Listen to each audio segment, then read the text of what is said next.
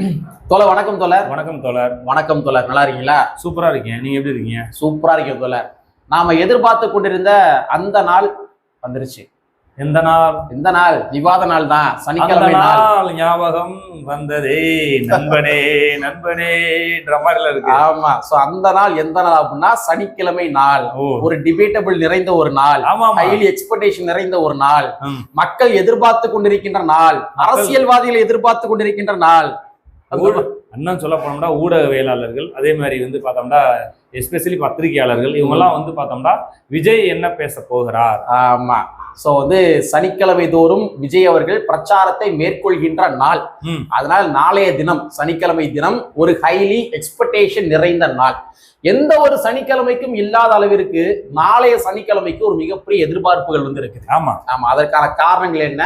விஜய் அவர்கள் இந்த சனிக்கிழமை பிரச்சாரத்தில் என்னெல்லாம் பேசக்கூடும் அப்படின்ற நமக்கு ஒரு சில எதிர்பார்ப்புகள் இருக்கு, விவாதங்கள் இருக்குது. அது என்ன அப்படின்றத இந்த காணொலியில எளிய மக்களுக்கு புரியும் விதமாக கொஞ்சம் விவாதம் பண்ணிடுவோம். சரிங்களா? நண்பர் அனைவருக்கும் உரிமைக்கால மலைக்காட்சியின் சார்பாக இனிய வணக்கம். நாங்க இப்படி வந்து பார்த்துட்டோம், இனி ஜென்மத்துக்கும் எங்களால குடிய முடியாது. அதனால நாங்க சண்டை போட போறோம். தோழர், வீடியோக்குள்ள போறதுக்கு முன்னாடி முதல்ல நம்ம மக்கள் மன்றத்துல ஒரு சில கேள்விகளை கேட்டுருவோம். கேளுங்க. ஆமா. என்னன்னா, நாளைக்கு தமிழக வெற்றி கழகத்தினுடைய விஜய் அவர்கள் கரூர்ல பிரச்சாரம் பண்ண போறாரு. ஆமா. சோ அதனால அங்க இருக்கிற மக்கள் நீங்க யாருக்கு வாக்களிப்பீங்க? ஒருவேளை விஜய்க்கு வாக்களிப்பதாக இருந்தா நீங்க திராவிட முன்னேற்ற கழகம் பிடிக்காம தான் விஜய்க்கு வாக்களிக்க போறீங்க. சோ நீங்க எதற்காக திராவிட முன்னேற்ற கழகத்தை புறந்தள்ளி விட்டு தமிழக வெற்றி கழகத்துக்கு வாக்களிக்க போறீங்க அப்படின்றத ஒரு கமெண்ட் பாக்ஸ்ல எழுதிருங்க. கமெண்ட் பாக்ஸ்ல என்ன ரீசனுக்காக நீங்க விஜய்க்கு வாக்களிக்கிறீங்க, எந்த ரீசனுக்காக திமுகவை வாக்களிக்க போவது கிடையாது அப்படின்றத கொஞ்சம் தெளிவா பதிவு செஞ்சீங்கன்னா, அது பாதிக்கப்பட்ட இஷ்யூவா இருக்கலாம், எதுவாக வேணாலும் இருக்கலாம். சரிங்களா? கமெண்ட் பாக்ஸ்ல கமெண்ட் பண்ணிடுங்க. சரி, தமிழக வெற்றி கழகத்தினுடைய விஜய் அவர்கள் நாளைய தினத்துல பிரச்சாரங்கள் செய்ய போறாரு. ஸோ என்னைக்கும் இல்லாத ஒரு எதிர்பார்ப்பாக, எந்த ஒரு கிழமைகளும் இல்லாத எதிர்பார்ப்பாக இந்த சனிக்கிழமை, அதாவது நாளைய தினம் சனிக்கிழமை கரூர் மக்கள் மத்தியில மிகப்பெரிய எதிர்பார்ப்புகளை ஏற்படுத்தி இருக்கின்றது. அந்த எதிர்பார்ப்புகளுக்கு என்ன காரணமாக இருக்கும்? ஒரு விஷயம் இதுல பார்த்தோம்னா அந்த இடத்துல ஒரு முக்கியமான வரலாற்று செய்தி ஒண்ணு சொல்ல விரும்புறேன். வரலாறு கேட்டீங்களா? கரூர் என்றாலே அங்க திருமுக்கூடல் அப்படின்னு ஒரு ஊர். சரி. திருமுக்கூடல் அப்படின்றது என்னன்னா 3 ஆறுகள் சங்கமிக்கக்கூடிய ஒரு இடம்தான் கரூர். என்ன தலைவா பயங்கரமா டீட்டெயில் எடுத்து வந்திருக்கீங்க. இல்ல திருமுக்கூடல் அப்படின்னு சொல்லக்கூடிய 3 அணை, காவேரி, அமராவதி, இன்னும் 2-3 அணை இருக்கு. சரி. இதெல்லாம் சங்கமிக்கின்ற ஒரு பகுதி திருமுக்கூடல் அப்படின்னு. இதை ஏன் சொல்றேன் அப்படின்னு பார்த்தோம்னா, அப்படி சங்கமிக்கக்கூடிய இடத்துல இன்றைக்கு பெருவாரியான மக்கள் எதிர்பார்க்கக்கூடிய பகுதியாக இன்றைக்கு கரூர் மாறி இருக்கிறது. இதுல விஜய் என்ன பேச போகிறார்? இதுல இந்த திருமுக்கூடலை வாழக்கூடிய மக்கள் பெரும்பகுதி சோழ நாட்டை சார்ந்தவர்கள். இவர்கள் என்ன சொல்ல போகிறார், விஜய் என்ன சொல்ல போகிறார் என்கின்ற எதிர்பார்ப்பு ஒரு ஹைலி எக்ஸ்பெக்டேஷனோட இருக்காங்க. ஆமா ஆமா. நான் இந்த இடத்துல மக்கள் மட்டும் ஹைலி எக்ஸ்பெக்டேஷன் இல்ல, தமிழ்நாட்டினுடைய அரசியல்வாதிகளும் கூட ஹைலி எக்ஸ்பெக்டேஷன்ல இருக்கிறாங்க. ஆமா. நம்ம தொகுதிக்குள்ள விஜய் அவர்கள் என்ன கொளுத்தி போட போறாரு, என்ன கேள்வியில தூக்கி முன்னாடி வைக்க போறாரு. இப்ப உதாரணத்துக்கு திராவிட முன்னேற்ற கழகத்தினுடைய ஒரு நிர்வாகி இருக்காருன்னு வச்சுக்கோங்க, அவருக்கு கீழே ஒரு நிர்வாக செட்டப் இருக்கு அப்படின்னு வச்சுக்கோங்க. அப்ப திராவிட முன்னேற்ற கழகத்தினுடைய அந்த பர்டிகுலர் நிர்வாகி எங்கள்கிட்ட இந்த மாதிரி லஞ்சம் வாங்குறாரு, இந்த மாதிரி செயல்பாடுகள் செய்யறாரு, இந்த மாதிரி ஒரு சில பணம் சம்பந்தமான விடயங்களை ஏமாத்தி இருக்காரு அப்படின்ற மாதிரி இன்கேஸ் அது உறுதிப்படுத்தப்பட்டதால சொல்ல, இன்கேஸ் அந்த மாதிரி ஏதாச்சும் இருந்துச்சு அப்படின்னா, விஜய் அவர்கள்ட்ட தரவுகள் போச்சு அப்படின்னா, விஜய் அவர்கள் ஒருவேளை ஸ்டேஜ்ல பேசிட்டாரு அப்படின்னா அது அந்த நிர்வாகிக்கு மிகப்பெரிய ஆப்பாக அமையும். கண்டிப்பா. ஆமா. ஏற்கனவே நாகப்பட்டினத்துல ஒரு நெல்லுக்கு, ஒரு நெல் மூடைக்கு இத்தனை ரூபாய் கமிஷன் வாங்குறாங்க அப்படின்னு சொல்லி விவசாயிகள் என்கிட்ட சொன்னாங்க அப்படின்னு சொல்லி விஜய் அவர்கள் நாகப்பட்டினத்துல பேசினாரு. உடனே ரியாக்ஷன் வந்துச்சா? உடனே ரியாக்ஷன் இல்ல, அது விவசாயிகளா எங்களுக்கு பார்த்து அவங்களா தர்றது அப்படின்னு சொல்லி ஒரு சப்பக்கட்டு கட்டினாங்க இல்லையா? இந்த மாதிரி கரூருக்குள்ள இருக்கிற அந்த நிர்வாகிகள் இருப்பாங்க இல்லையா, அது திமுகவுடைய நிர்வாகிகளாக இருந்தாலும் சரி, அதிமுக நிர்வாகிகளாக இருந்தாலும் சரி, ஒருவேளை ஏதாச்சும் ஒரு தடமாறி ஏதாச்சும் செயல்பாடுகள் செஞ்சிருந்தாங்க, அது ஒருவேளை விஜய் அவர்கள் காதுக்கு வந்துச்சு அப்படின்னா, நாளைக்கு அதை விஜய் ஸ்டேஜ்ல பேசிட்டாரு அப்படின்னா அந்த அரசியல்வாதிகளுக்கு திராவிட முன்னேற்ற கழகத்தினுடைய தலைமையின் மூலமே மிகப்பெரிய ஆப்பு விடுவதற்கான வாய்ப்புகள் இருக்கு. அதனால மக்கள் மட்டும் கிடையாது, அரசியல்வாதிகளும் கூட பயங்கரமான ஒரு அச்சத்துல இருக்கிறாங்க அப்படின்றத பதிவு பண்ணிருக்கோம். இல்ல விஜயை பார்த்த உடனே ஒரு அச்சம் ஏற்பட்டு இருக்கிறது. அந்த அச்சத்துக்கு பல காரணங்களை நம்ம அடுக்கடுக்கா சொல்லலாம். திமுக வந்து மக்களை நம்புவதை விட தளபதிகளை நம்புகிறார்கள், அமைச்சர் மூர்த்தியை நம்புகிறார்கள், அமைச்சர் KN நேருவை நம்புகிறார்கள், அமைச்சர் I பெரியசாமியை நம்புகிறார்கள், அமைச்சர் செந்தில் பாலாஜியை நம்புகிறார்கள். ஆனா இந்த மக்களை நம்புகிறார்களா இல்ல என்று தெரியவில்லை. திமுகவுடைய ரொம்ப முக்கியமான பாயிண்ட், திமுகவுடைய தலைமை வந்து மக்களை நம்பவில்லை, அதற்கு கீழே இருக்க தளபதி நம்புறாங்கன்றீங்க. ஆமா, அந்த தளபதிகள் வந்து மக்களிடம் அந்நியப்பட்டு இருக்கிறார்கள் என்பதை நாளைய அந்த பிரச்சாரம் எடுத்துக்காட்டும்.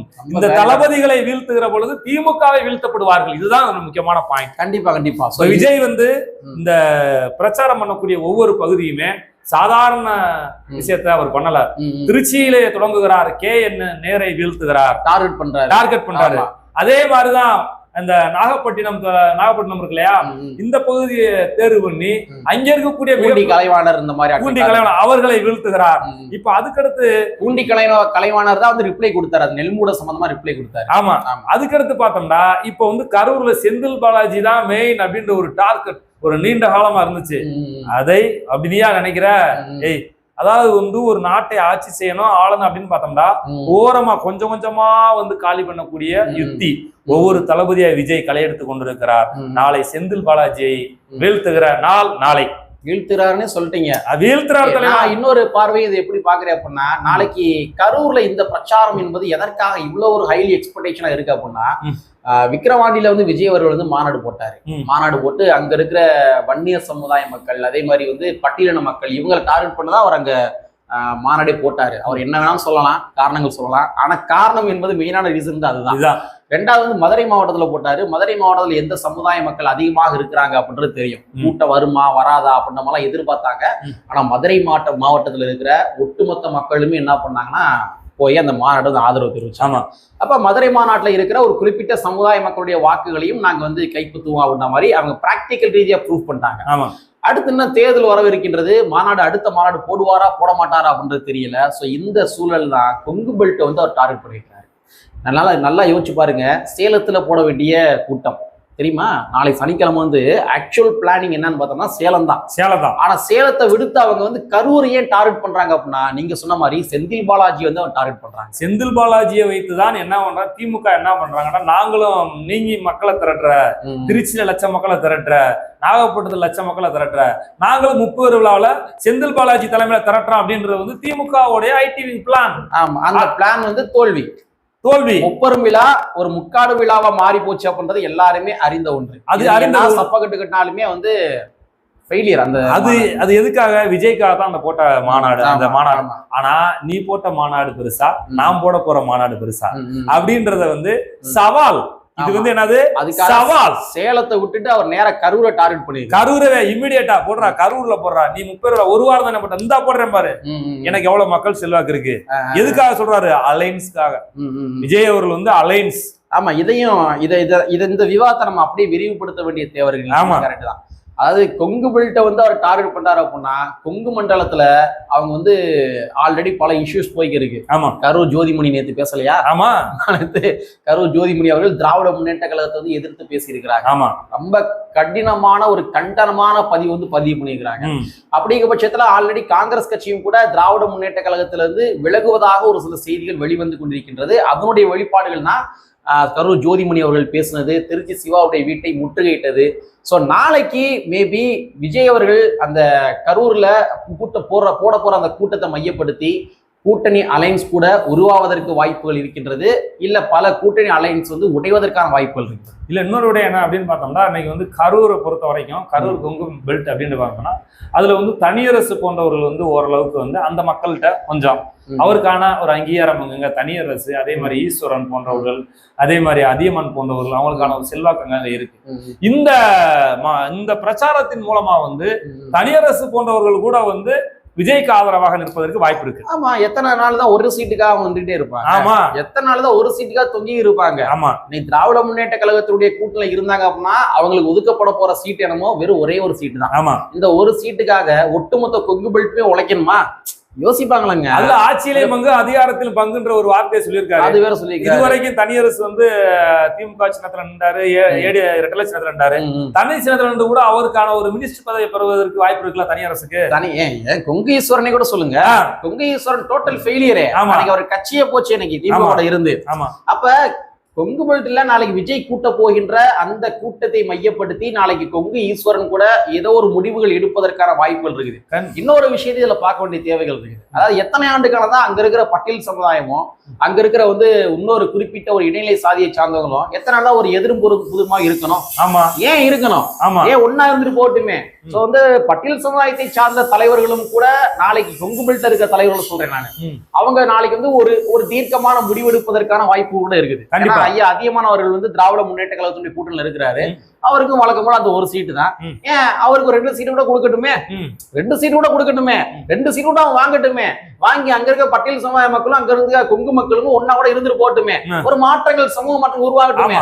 இந்த மாதிரி நாளைக்கு வந்து விஜய் அவர்கள் பிரச்சாரம் செய்வதன் மூலமாக பல முடிவுகள் எடுப்பதற்கான வாய்ப்புகள் இருக்கு. அவங்களுடைய மைண்ட்ல சில சேஞ்சஸ் வருவதற்கான வாய்ப்புகள் இருக்கு. கண்டிப்பா வந்து கூட்டணி கட்சிகள் வந்து பார்த்தோம்னா தங்க கூட்டணி கட்சிகளில் இருக்கக்கூடிய தலைவர்கள் வந்து மறுபரிசீலனை செய்வதற்காக கரூர்ல இருந்து அந்த பகுதியில் இருக்கக்கூடிய தலைவர்கள் வந்து மறுபரிசீலனை செய்யக்கூடிய வாய்ப்புகள் இருக்கு. ஆனா நாளைக்கு என்ன பேச போறாருன்னு தெரியுமா? தெரியலையே. எந்த மாதிரி இருக்கு ஒரு சில நோட்ஸ் வச்சிருக்கேன். நான் ஒன்று சொல்றேன். நாளைக்கு பேச போற விடயங்கள் பெரும்பாலும் என்ன அப்படின்னு பார்த்தோம்னா கரூர், ஈரோடு, திருப்பூர் இந்த மாவட்டங்கள் எடுத்துக்கிட்டோம் அப்படின்னு பார்த்தோம்னா பெரும்பகுதி பார்த்தோம்னா எக்ஸ்போர்ட் ஐட்டம் தான், ஜவுளி தான். குறிப்பா வந்து ஸ்கிரீன், மேட்டு இதுதான் அங்க வந்து அதிகமா உற்பத்தி பண்ணக்கூடியது. கரூரை பொறுத்த வரைக்கும் முழுக்க உற்பத்தி ஸ்கிரீன், மேட்டு, இந்த நம்ம இந்த காலில் மிதிக்கணும் இல்லையா, இந்த கை க்ளோஸ், இதுதான் வந்து அதிகமா வந்து தையல் மிஷின் இருக்குல்ல, அதன் மூலமா உற்பத்தி ஆகக்கூடிய அனைத்துமே அங்க உற்பத்தி பண்ணக்கூடிய இடம் கரூர். இது வந்து பார்த்தோம்னா இன்னைக்கு பொருளாதார ரீதியா வந்து வரி விதிப்பு வந்து அதிகமாகிட்டு இருக்கு எங்க அமெரிக்கா உட்பட. இன்றைக்கு வந்து பல்வேறு கட்சிகள் வந்து போராட்டம் நடத்தினாங்க ஒரு சும்மா ஷோக்காக. ஆனா வந்து விஜய் வந்து இந்த வரி குறைப்புக்கு ஏதாவது ஐடியா சொல்வதற்கும் வாய்ப்பு இருக்கிறது. அதே மாதிரி அந்த மக்களுக்கு அடிப்படை தேவைகள், மருத்துவ ரீதியான பாதிப்புகள் நிறைய இருக்கு அங்க. அது ரொம்ப முக்கியமா, அது வந்து ஒரு ஸ்டேட் லெவல் இஷ்யூவாவே இருக்குது. ஆமா, அது வந்து இல்ல குறிப்பா வந்து எக்ஸ்போர்ட் பண்ணக்கூடிய இடங்கள்ல வந்து பார்த்தோம்னா அவங்களுக்கு வந்து சுவாச பிரச்சனை அதிகமா இருக்கும், ஆஸ்துமா பிரச்சனை அதிகமா இருக்கும், டிபி அதிகமா இருக்கும். இந்த டிபின்னு சொல்லக்கூடிய அந்த இருக்கு இல்லையா, டியூபர்குலோஸ் அப்படின்னு சொல்லக்கூடியது, இது போன்ற பாதிப்புகள் வந்து குறிப்பா வந்து கரூர் மாவட்டத்துல சாய ஃபேக்டரி நிறைய இருக்கு. இது தோல் வியாதி அதிகமா இருக்கக்கூடிய பகுதியா இருக்கு. இது சம்பந்தமான மெடிசின் சம்பந்தமா வந்து விஜய் நாளைக்கு வந்து கோரிக்கை வைப்பதற்கான வாய்ப்பு இருக்குன்றேன். அதே மாதிரி தோழர், நாளைக்கு கரூரை சார்ந்த மக்கள் மட்டும் கிடையாது, ஒட்டுமொத்த தமிழ்நாடு மக்களுமே நாளைக்கு வந்து ஒரு ஹைலி எக்ஸ்பெக்டேஷன்ல இருக்கிறாங்க. காரணம் என்ன அப்படின்னு பார்த்தோம்னா, தோழர் தமிழ்நாடு மட்டும் இல்ல, ஐ ஆல்சோ. நீங்களே பயங்கர எதிர்பார்க்கிறீங்களா? சரி ரைட்டு. தமிழ்நாடு, அதான் நம்மளும் தமிழ்நாட்டுக்குள்ள தானங்க வரோம். இருந்தாலும் நானும் அதை எதிர்பார்க்கிறேன். சரி ரைட்டு. சோ எதுக்காக இந்த ஹைலி எக்ஸ்பெக்டேஷன் நான் மறுபடியும் சொல்றேன் அப்படின்னா, அதாவது திராவிட முன்னேற்ற கழகத்தினுடைய ஆட்சியில் ஏதாச்சும் ஒரு சிக்கல் வந்துச்சு, ஒரு போதாமையில் இருந்துச்சு அப்படின்னா அதை எதிர்கட்சியாக அரசியல் செய்ய வேண்டிய அண்ணா திராவிட முன்னேற்ற கழகம் பல விடயங்களை வந்து மௌனம் காத்திருக்காங்க. அரசியலே பண்ணவே இல்லை, ஒண்ணும் கிடையாது. இதே கரூர் தான் நாளைக்கு இன்னொரு இஷ்யூவை பேசுவாரான்னு யோசிச்சுக்கிறீங்க. கரூர் பக்கத்துல நாமக்கல் இருக்கு இல்லையா, நாமக்கல்ல ஒரு கிராமத்துல வந்து கிட்னி, இப்ப சமயத்துல கிட்னி திருட்டு பண்ணாது ஒரு ஹாஸ்பிட்டல். அந்த ஹாஸ்பிட்டல்ல கிட்னி கொடுத்த நிறைய நபர்கள் எங்க இருந்து கொடுக்கப்பட்டார்கள் அப்படின்னா நாமக்கல்ல இருந்து கொடுக்கப்பட்டவர்கள். நாமக்கல்ல ஒரு கிராமத்துல இருந்து அதிகமாக கொடுத்துருக்காங்க. பிபிசி கூட ஒரு மிகப்பெரிய ஒரு ஆர்டிகல் வீடியோ ஃபுட்டேஜா வெளியிட்டு இருக்கான். அதுல பாதிக்கப்பட்ட மக்களை வந்து பிளர் பண்ணிட்டு இருட்டுல வச்சு வீடியோ எடுக்கிற மாதிரி எடுத்து அந்த உண்மை தன்மைகள் எல்லாமே எக்ஸ்போஸ் பண்ணியிருக்கிறாங்க. சரி, அப்ப இந்த கிட்னி திருட்டு சம்பந்தமான விடயங்களை கூட அண்ணா திராவிட முன்னேற்ற கழகம் மிகப்பெரிய அரசியலாக மாற்றவில்லை. ஆனா இன்னைக்கு விஜய் அவருடைய விர்ச்சுவல் வாரியர்ஸ் என்று சொல்லப்படுகின்ற அந்த ஐடி விங் இருக்கு இல்லையா, அந்த ஐடி விங் வந்து எல்லா இஷ்யூமே கையில் எடுக்கிறாங்க. அதிமுகவுடைய ஆட்சியில பிரச்சனை அப்படின்னா திராவிட முன்னேற்ற கழகம் எதை அரசியல் பண்ணணுமோ சைலண்ட் ஆயிடுறாங்க, எதை அரசியல் பண்ணக்கூடாதோ அந்த விஷயத்தை ஊதி பெருசாக்குவாங்க. அதே மாதிரிதான் திமுக ஆட்சியில் வந்தாங்கன்னா அதிமுக நிலைப்பாடுமே. ஆனா இன்னைக்கு இந்த 2 கட்சிகளுமே திராவிட முன்னேற்ற விர்ச்சுவல் வாரியர்ஸ் என்று சொல்லப்படுகின்ற தமிழக வெற்றி கழகத்தை சார்ந்தவர்கள் போட்டு பொழந்து எடுக்கிறாங்க. அப்ப நம்மளுடைய வாய்ஸாக பேசுவதற்கு ஒரு ஐடி விங் செட்டப் இங்க இருக்குது, மக்கள் மத்தியில பேசுபொருளாக மாற்றுவதற்கு அந்த விர்ச்சுவல் வாரியர்ஸ் இருக்கிறாங்க அப்படின்னு சொல்லி மக்களுக்கு ஒரு நம்பகத்தன்மை இருக்கின்றது. ஒரு ஹைலி எக்ஸ்பெக்டேஷன் வந்து உருவாகிருக்குது இதன் மூலமாக. இல்ல இது இல்லைன்னா மறுக்க முடியாதுல்ல. நீங்க சொல்றக்கூடிய அந்த விர்ச்சுவல் வாரியர்ஸ் அப்படின்றது வந்து பார்த்தோம்னா இன்னைக்கு யார் மிகப்பெரிய நான் தான் ஜாம்பவான், கருத்தியல் ரீதியா எனக்கு நிகராக தமிழ்நாட்டுல இல்லை, நான் தான் ஜாம்பவான் சொல்லுகிற ஆட்களை கூட இந்த விர்ச்சுவல் வாரியர்ஸ் வந்து நைட்டு பேசுறாங்க, காலையில பேசுறாங்க, பண்ணி விட்டுறாங்க. அத காலையிலே வந்து நீ சொன்னது தப்புன்னு வந்து ஒரு பாயிண்ட் எடுத்து தூக்கி டமார்னு அடிச்சிடறாங்க. அப்ப அந்த அளவுக்கு அவங்களுடைய ஐடி விங் வந்து பார்த்தோம்னா மிக தெளிவா, எனக்கு தெரிஞ்சு இந்தியாவிலே தமிழ்நாட்டுல ரொம்ப பெர்ஃபெக்டான ஒரு ஐடி விங் இருக்குன்னா அது விஜய் தான். அது இல்லையே நம்ம சொல்லவே முடியாது. அதனால வந்து என்ன பண்ண முடியாது, எதையுமே மறைக்க முடியாது. நம்ம இதை எதுக்காக இந்த விவாதத்துக்குள்ள போனோம் அப்படின்னா, இவங்க என்ன பண்ணுவாங்கன்னா, திராவிட முன்னேற்ற கழகத்தை சார்ந்தவர்கள் என்ன பண்ணுவாங்கன்னா, எதுக்கு எடுத்தாலும் ஒரு பெயிண்ட் டப்பா தூக்கிட்டு வந்துருவாங்க. அதாவது யார் யாரெல்லாம் திமுகவுக்கு எதிராக பேசுறாங்களோ, ஒரு அம்பேத்கரிஸ்டுகள் பேசுனாங்க அப்படின்னா நீ நீல சங்கி அப்படின்னு பெயிண்ட் அடிச்சு விட்டுறது. இதுவே வந்து வேற யாராச்சும் பேசுனாங்க அப்படின்னா நீ வந்து காவி சங்கி அப்படின்னு சொல்லி பெயிண்ட் அடிச்சு விட்டுறது, நீ ஆர்எஸ்எஸ் காரன் அப்படின்னு சொல்லி பெயிண்ட் அடிச்சு விட்டுறது. இந்த மாதிரி பெயிண்ட் அடிக்கிறீங்களே, அப்ப செந்தில் பாலாஜி எங்க இருந்தாரு? செந்தில் பாலாஜி ஒரு அதிமுக காரரு, இன்னைக்கு திமுக இருக்காரு இல்லையா? மைத்ரேயன் அதிமுக காரரு, இத்தனைக்கு அவர் ஆர்எஸ்எஸ் காரரு, இன்னைக்கு வந்து அவர் திமுக இருக்காரு இல்லையா? அப்ப இந்த மாதிரி இஷ்யூவை, இந்த மாதிரி விடயங்களை, இந்த மாதிரி பெயிண்ட் அடிக்கின்ற விடயங்களை செந்தில் பாலாஜியை மையப்படுத்தி அந்த கரூருக்குள்ள விஜய் அவர்கள் பேசுவதற்கான வாய்ப்புகள். இன்னொரு விஷயம் நீங்க சொன்னதுல முக்கியமான ஒரு பாயிண்ட் இருக்கு. இன்னைக்கு திமுகவும் ஐடியும் சரி, மற்ற இருக்கக்கூடிய கூட்டணி கட்சிகளுடைய தலைவராக இருந்தாலும் சரி, அதாவது திமுகவை எதிர்த்தாலே என்ன சொல்றாங்க அப்படின்னு பார்த்தோம்னா அவங்க எல்லாம் ஆர்எஸ்எஸோட இருப்பதாக ஒரு தகவலை சொல்றாங்க. நான் என்ன கேட்கிறேன், திமுகவே வந்து பிஜேபியோட கூட்டணியை வச்சு தலைவர் கலைஞர் முதலமைச்சரா இருக்கும்போது, வாஜ்பாய் பிரதமரா இருக்கும்போது கூட்டணிலாம் இருந்தாரு. அப்ப திமுகவுக்கும் ஆர்எஸ்எஸ்க்கும் தொடர்பு இல்லையா? அப்ப திமுகவுக்கும் சங் பரிவார் கும்பலுக்கும் தொடர்பு இல்லையா? அப்ப தொடர்புல தானே இருந்தாங்க. அப்ப இந்த பார்வை என்பது வந்து நரேட்டிவ் செட் பண்ணப்படுகிறது. இந்த நரேட்டிவ் என்பது ஒரு தவறான நரேட்டிவ் என்பதை வருத்தத்தோடு சொல்ல கடமைப்பட்டிருக்கேன். இது வந்து இந்த ஓரணியில் தமிழ்நாடு என்று சொல்லப்படுவதே பார்த்தோம்னா அது கிட்டத்தட்ட ஒரு பாஜகவுடைய அஜெண்டா தான். நம்ம அப்படிதான் நம்ம புரிந்து கொள்ள முடிகின்றது. எப்படி வந்து ஒரு தேசத்தை வந்து ஒரே நாடு, ஒரே கொள்கை, ஒரே மதம் இப்படி கொண்டு வராங்களோ, அதே மாதிரி ஓரணியில் தமிழ்நாடு அப்படின்றதே வந்து ஒரு பாசிச போக்குக்கான ஒரு அடையாளம் தான். இல்ல புரட்சியாளர் அம்பேத்கர் என்ன எது பன்முகத்தன்மை தானங்க இந்திய நாட்டினுடைய ஒரு பன்முகத்தன்மை. அம்பேத்கர் சொல்றாரு ப்ளூரலிசம் அப்படின்னு சொல்றாருல்ல. அப்ப வந்து அம்பேத்கருடைய கோட்பாடு என்ன அப்படின்னு பார்த்தோம்னா, அதாவது நீங்க சொல்றது மாதிரி ஓர் அணி அப்படின்னு வந்தாலே அப்ப எதிர்கட்சியே இல்ல, எதிர்கட்சியால் அணி டெமோக்ராசி இருக்காது தலைவா. இந்த ஓர் அணி தமிழ்நாடு என்கின்ற கான்செப்டே வந்து பார்த்தோம்னா ஒரு பாசிசத்தின் உச்சத்தின் ஒரு ஐடியாலஜி, சர்வாதிகார போக்குன்னு எடுத்துக்கலாம். டிஆர்பி ராஜாட்ட வந்து வெளிநாடு போனது சம்பந்தமான ஒரு வெள்ளை அறிக்கை கொடுங்கன்னு கேட்கிறாங்க. அதுக்கு பிரஸ் மீட்ல வந்து டிஆர்பி ராஜா என்ன பண்றாருன்னா, அவராவே இன்டெலக்சுவலா பேசணும்னு நினைச்சுக்கிட்டு வெறும் வெள்ளை பேப்பர் எடுத்து காட்டாரு, இதான் வெள்ளை அறிக்கை, இதை போய் காட்டுங்க அப்படின்றாரு. இது எவ்வளவு பெரிய ஒரு ஒரு சைல்டிஷான ஒரு பிஹேவியர். நம்ம அப்படிதான் எடுத்துக்கிற முடியும். ஓட்டு போட்டவன் கேட்கறாங்க, ஓட்டு போட்டவன் கேட்கதான் செய்வான். நீங்க வந்து வெளிநாட்டு எவ்வளவு போனீங்க, எவ்வளவு முதலீடு செஞ்சீங்க, நீங்க எவ்வளவு ஈர்த்து கொண்டு வந்தீங்க, நீங்க இதெல்லாம் வந்து ஒரு ஸ்டேட்மெண்டா சொல்ல வேண்டியது உங்களுடைய கடமை. ஏன் அதிமுக இருந்த காலகட்டத்தில் நீங்க வெள்ளையரி கேட்கலையா? கேட்டீங்களா? அப்ப இது வந்து ஒரு ரொம்ப சைல்டிஷ். எதுக்கு சொன்னேன் அப்படின்னா, இதுதான் சர்வாதிகார தன்மை. சைல்டிஷ் இல்ல தலைவா, பாசிசத்தின் உச்சம். அதான் ஒண்ணுமே இல்ல, சர்வாதிகார தன்மை ஒண்ணுமே இல்ல தலைவா. நீங்க ஒரு அமைச்சரா இருக்கீங்கன்னு வச்சுக்கிறோம், மதுரையில் நீங்க ஒரு அமைச்சர். எனக்கு இந்த தேவை இருக்கு, எனக்கு பல பிரச்சனைகள் எல்லாம் இருக்கு, பல இடங்கள் என்னுடைய இடம் ஆக்கிரமிப்பு இருக்குது, எனக்கான மரியாதையுமே இல்லை. ஆனா நான் சார்ந்த சமூகம் ஒரு 40,000 ஓட்டு 50,000 ஓட்டு இருக்கு. அப்ப நான் என்ன செய்யறேன், நான் வந்து போராடுறேன், எல்லாம் பண்றேன். உடனே நீ மாவட்ட செயலாளர் வா, உனக்கு என்ன வேணும், உனக்கு என்ன செய்யல, டொனேஷன் எவ்வளவு நாள் வாங்கிக்க அப்படி சொல்லிடுற மியூச்சுவல் தான் இன்னைக்கு இருக்கே தவிர வந்து இந்த எளிய மக்கள், விளிம்புநிலை மக்களுக்கு வந்து அவனுடைய உரிமை பெறக்கூடிய நிலை மதுரை மாவட்டத்திலையும் கிடையாது, தமிழ்நாட்டிலையும் கிடையாது. இது எதுக்கு சொல்றோம் அப்படின்னா, நம்ம சொன்ன மாதிரி வந்து எதுவா இருந்தாலும் இவங்க வந்து ஒரு பெயிண்ட பாத்துக்கிட்டு வந்துருது. அதாவது வந்து விஜய் வந்து ஏதாச்சும் ஒரு திமுக எதிர்த்து பேசினார் அப்படின்னா அவர் ஆர்எஸ்எஸ் உடைய கைக்கூலி, இங்கிட்டு வேற யாராச்சும் பேசினாங்க அப்படின்னா அவை ஆர்எஸ்எஸ் உடைய கைக்கூலி. அதுவே கமலஹாசன் உள்ள வந்தப்ப நீங்க என்ன சொன்னீங்க? கமலஹாசன் வந்து கட்சி ஆரம்பிச்ச என்ன சொன்னீங்க? ஆர்எஸ்எஸ் கைக்கூலி தான் சொன்னீங்க. ரஜினிகாந்த் வந்து கட்சி ஆரம்பிக்க போறேன்னு சொன்னப்ப என்ன சொன்னீங்க? ஆர்எஸ்எஸ் கைக்கூலி தான் சொன்னீங்க. ஆனா இன்னைக்கு கமலஹாசனுக்கு ஒரு சீட்டை கொடுத்து, ராஜ்யசபா சீட்டை கொடுத்து உள்ள வச்சிருக்கிறீங்க. ரஜினிகாந்தை கூப்பிட்டு வச்சு நிகழ்ச்சியை வந்து பண்ணி அந்த நிகழ்ச்சி மூலமா உங்க கட்சியை நீங்க ப்ரொமோட் பண்றீங்க. அப்ப இந்த மாதிரி பெயிண்ட் அடிக்கிற வேலையை நிப்பாட்டுங்க அப்படின்னு சொல்லி விஜய் பேசுவதற்கான வாய்ப்புகள் இருக்கு அப்படின்றத நாமளே பாயிண்ட் எடுத்து இன்னொரு விடயம் சொல்றோம். ஆர்எஸ்எஸ் திமுக எதிர்த்தாலே ஆர்எஸ்எஸ்ன்றீங்க. இன்னைக்கு ஆயிரக்கணக்கான தூய்மை பணியாளர் போராடணும். எல்லாருமே அரசுக்காரங்க இல்ல, எனக்கு என்னைய வந்து நிரந்தர பணி கூட, நிரந்தர பணி கூட வேணாம், நீங்க ஒரு திட்டத்துல ஒரு ஸ்கீம்ல வச்சிருக்கீங்கல்ல, அதை எங்களுக்கு முறைப்படுத்தி அதுலயே கொடுங்க. எங்களுக்கு கான்ட்ராக்ட் பேஸ்ல பண்ணி 16,000 தான் கிடைக்குது சம்பளம். நான் 25,000 வாங்கிட்டு 20,000 ரூபாய்க்கு மேல வாங்கிட்டு எனக்கு ஒரு 8,000 கம்மியாச்சு, குடும்பத்தை ரன் பண்ண முடியாது. வீதியில வந்து போராடி மக்களை அடித்து இழுத்துட்டு போனீங்கல்ல, இன்னைக்கு அதே பாத்தீங்கன்னா பார்ப்பனர்கள் இருக்கக்கூடிய இன்னைக்கு இருக்கக்கூடிய பூசாரியா இருக்காங்க இல்லையா, ஐயர் பணி நிரந்தரம். யாருக்கு பணி நிரந்தரம் நீங்க பண்றீங்க? கோயில் இருக்கக்கூடிய பார்ப்பனர்களை இல்ல பார்ப்பனர்களை பணி நிரந்தரம் பண்ணணும்னு நீங்க ஒரு அஜெண்டா போட்டு ஒரு அறிக்கை கொடுக்குற சேகர் பாபா நான் கேட்கிறேன், திமுக பார்த்து கேட்கிறேன், நீங்க RSSக்கு துணை போறீங்களா? அப்பாவி விளிம்புநிலைகளை அடித்து இழுத்துட்டு போனீங்களே, அப்ப நீங்க RSSக்கு நீங்க தான் துணை போறீங்க. அதான் இப்ப இவங்களுடைய பார்வை எப்படின்னா, எல்லாம் போராட்டம் பண்றாங்கன்னா RSS, தூய்மை பணியாளர் போராட்டம் பண்றாங்களா அப்போ திமுக எதிர்த்துட்டாங்க RSS. இப்போ இந்த வச்சுக்க SCT டீச்சர்ஸ், அதாவது இந்த இது தற்காலிக டீச்சர்ஸ் வேலை பாக்குறாங்களே, அவங்க அனுதினம் போராட்டம் பண்றாங்க பணி நிரந்தரம் பண்ண சொல்லி. அப்ப திமுக எதிர்த்தாங்கன்னா அவங்க RSS-ஆ?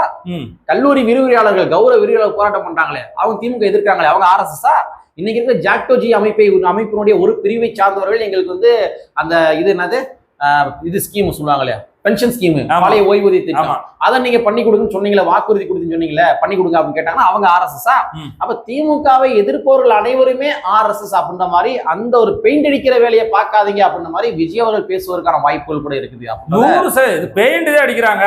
யார் திமுக இருந்தாலும் RSS எதுக்கு RSS-ஓட சேர்ந்திருக்காங்கன்றது வந்து இதெல்லாம் வந்து ஒரு கபட நாடகம். இந்த மாதிரி பேசுறத முதல்ல நிறுத்தி இந்த மக்களுக்கு தேவையானதை பேசுங்க. ஆமா. சோ அதே மாதிரி இன்னொரு விடயத்தை பேசுவதற்கான வாய்ப்புகள் இருக்கு. என்னன்னா, இப்போ சமீபத்தில் ஒரு நிகழ்ச்சினா விஜய் ஒரு அரங்க நிகழ்ச்சி பண்ணாரு. அந்த நிகழ்ச்சியில் வந்து ஒரு முக்கியமான விடயத்தை பதிவு பண்ணாரு. நீங்க வேணா பாருங்க, இந்த 2026 எலெக்ஷன்ல பணமா கொண்டு வந்து கொட்டுவாங்க, நீங்க நல்லா நோட் பண்ணி பாருங்க. ஒரு ரைடு வரும், அவங்க மறுபடியும் டெல்லி போவாங்க, அதுக்கப்புறம் அது என்ன ஆயிருக்குன்னு தெரிஞ்சிருக்காதே அப்படி ஒரு விடயத்தை பதிவு பண்ணார் இல்லையா? ஸோ செந்தில் பாலாஜி அவர்களுக்கும் கூட அமலாக்கத்துறை ரைடு வந்து இருந்துச்சு.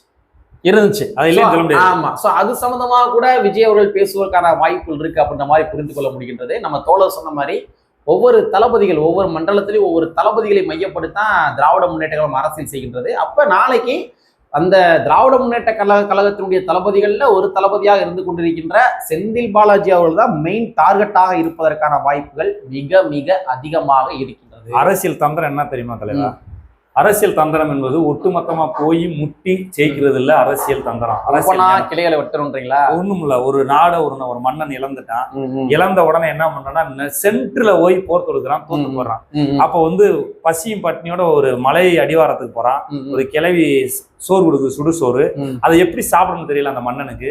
நடுவுல கைய வைக்கிறான், சுற்றுது, ஐயோ அப்படின்றான். அந்த கிளவி சொல்லுது, ஒரு நாட்டை பிடிக்கணும் அப்படின்னா ஓரமா அப்படி அள்ளி சாப்பிட்றா, அப்பதானே சோறை சாப்பிடணும், சுடுசோறு அப்படின்னு. அப்படி ஓரமா போய் நாட்டை பிடிச்சாங்களாம். அது மாதிரி நிறைய இங்க இருக்கக்கூடிய தளபதிகளை ஒவ்வொருத்தனா காலி பண்ணி இந்த தமிழ்நாட்டை, தமிழ் தேசத்தை விஜய் ஆள போகிறார். இதே நடக்கும். நிறைய உதாரண கதைகள்லாம் வச்சிருக்கீங்க, ஊமை கதைகள்லாம். சரி. ஸோ இந்த மாதிரி நிறைய விடயங்கள் விஜய் பேசுவதற்கு வாய்ப்புகள் இருக்கு. குறிப்பாக காமன் மேன் இஷ்யூ வந்து ரொம்ப அதிகமாக பேசுறதுக்கு வாய்ப்புகள் இருக்கு. காமன் மேன் இஷ்யூனா வந்து சாதாரண சாமானிய மனிதர்கள்ங்க, வேற ஒன்றும் கிடையாது. தூய்மை பணியாளராக இருந்தாலும் சரி, இல்லாட்டி வந்து இது ஹாஸ்பிட்டல் வந்து செவிலியர்கள் பற்றாக்குறை வந்து இருக்கு, இன்னைக்கு நிறைய இடங்கள்ல இருக்குது. பணி நிரந்தரம் பண்ணல, அந்த இஷ்யூவாக இருந்தாலும் சரி, அங்கன்வாடி மையத்தினுடைய ஊழியர்கள் அவங்க எல்லாருமே இன்னைக்கு தற்காலிக ஊழியர்களாக பார்த்து இருக்காங்க, ரொம்ப ரொம்ப கம்மியான சம்பளத்தில் வேலை பார்த்து இருக்காங்க. ஸோ அந்த மாதிரி காமன் மேன் இஷ்யூ, இன்னும் நிறைய காமன் மேன் இஷ்யூவை பேசுறதுக்கான வாய்ப்புகள் இருக்கு. அது போக அந்த டிஸ்ட்ரிக்ட்குள்ள இருக்கிற சாலை சார்ந்த விடயங்கள், குடிநீர் சார்ந்த விடயங்கள், இன்னும் நிறைய விடயங்கள் பேசுவதற்கான வாய்ப்புகள் இருக்கு. குறிவச்சு திராவிட முன்னேற்ற கழகத்தினுடைய நிர்வாகிகள் எல்லாத்தையுமே அடிக்க போறாரு அப்படின்றத நம்ம புரிந்து கொள்ள முடிகின்றது. ஸோ நாளைக்கு என்ன நடக்கின்றது, அந்த பிரச்சாரம் எப்படி இருந்தது, அதில் நல்ல விஷயங்கள் தான் நம்ம தாராளமாக பாராட்டி பேசுவோம். சரிங்களா? தாராளமாக பாராட்டி பேசுவோம், மக்களுக்கு தெளிவுபடுத்துவோம் என்பதை கூறிக்கொண்டு, கற்பி ஒன்று சேர் புரட்சி செய்கின்ற புரட்சியாளர் அம்பேத்கருடைய வரியை கூறிக்கொண்டு நிறைவு செய்கின்றோம். நன்றி, வணக்கம்.